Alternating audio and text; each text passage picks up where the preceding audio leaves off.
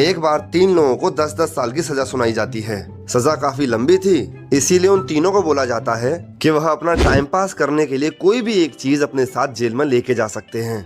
इसीलिए पहला बंदा अपने साथ बहुत सारी बुक्स लेके जाता है, दूसरा बंदा पेंटिंग का सामान लेके जाता है और तीसरा बंदा लेके जाता है बहुत सारी सिगरेट्स। जब उनकी सजा के 10 साल पूरे हो जाते हैं तो जेलर उनसे मिलने आता है और उनसे पूछता है कि वो लोग जेल से बाहर निकलने के बाद क्या करेंगे।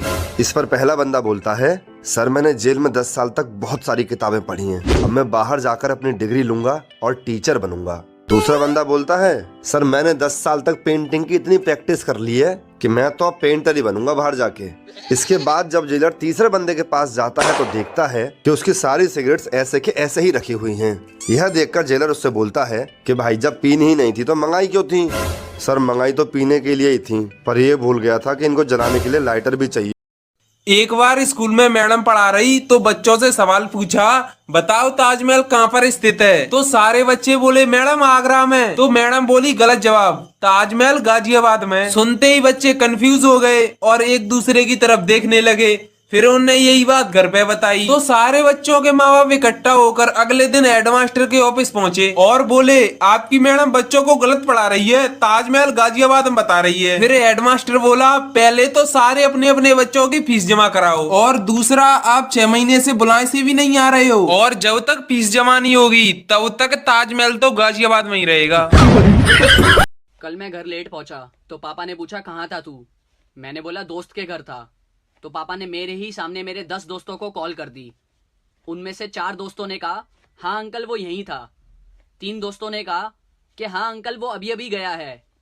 2 दोस्तों ने कहा अंकल वो हमारे साथ ही है, पढ़ाई कर रहा है, कहो तो फोन दूं उसे।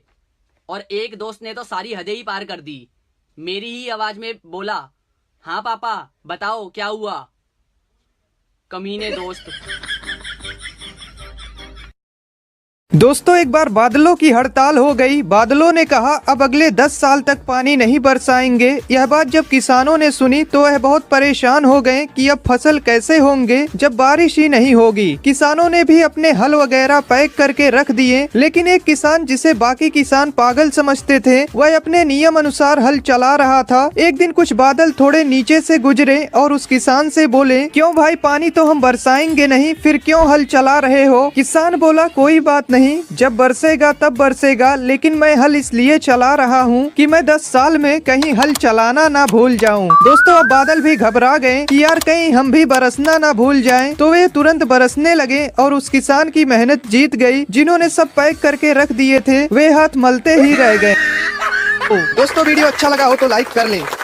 दोस्तों एक लड़का एक लड़की से बेइंतहा मोहब्बत करता था, पर लड़की सिर्फ उसके पैसों से प्यार करती थी। लड़का घर से काफी पैसे चुरा लेता था लड़की को घुमाने के लिए। कुछ सालों तक ऐसा ही चलता रहा। अचानक लड़के के माँ को कुछ बड़ी बीमारी हो गई। घर में सब पैसे पैसे के मोहताज हो गए। हालात बिगड़ने के बाद भी पिता ने बेटे को कुछ नहीं बताया, सब राज ही रखा। एक दिन लड़की ने लड़के से एक आईफोन मांगा। लड़का घर आया और पिता से पैसे मांगने लगा। घर की हालत खराब थी इसलिए पिता ने पैसे नहीं दिए। लड़के को लगा कि पिता झूठ बोल रहे हैं, इसलिए वह सुबह जल्दी उठा, देखा पिता सो रहे थे। उसने पिता के जेब से सारे पैसे चुरा लिए और बाजार जाकर एक आईफोन खरीद लिए। लेकिन बदकिस्मती से वह आईफोन उससे बीच रास्ते में ही गुम हो गया। इधर माँ की हालत बिगड़ने लगी, उधर जब लड़की ने देखा कि लड़का उसके लिए आईफोन नहीं लाया है तो लड़की उसे छोड़कर चली गई। लड़का थक हार जब शाम को घर आया तो देखा कि घर में बहुत भीड़ लगी थी, क्योंकि उसकी माँ अर्थी पर सोई थी। लड़का पागलों की तरह चिल्लाने लगा और कहने लगा, कोई तो बता दो इनकी मौत की वजह। इतने में लड़के के दोस्त वहाँ आए और उसे थाम लिया। दोस्तों ने बताया कि कुछ पैसे तुम्हारे पिता ने उधार लिए थे तुम्हारी माँ के इलाज के लिए, पर वे पैसे चोरी हो चुके थे। उन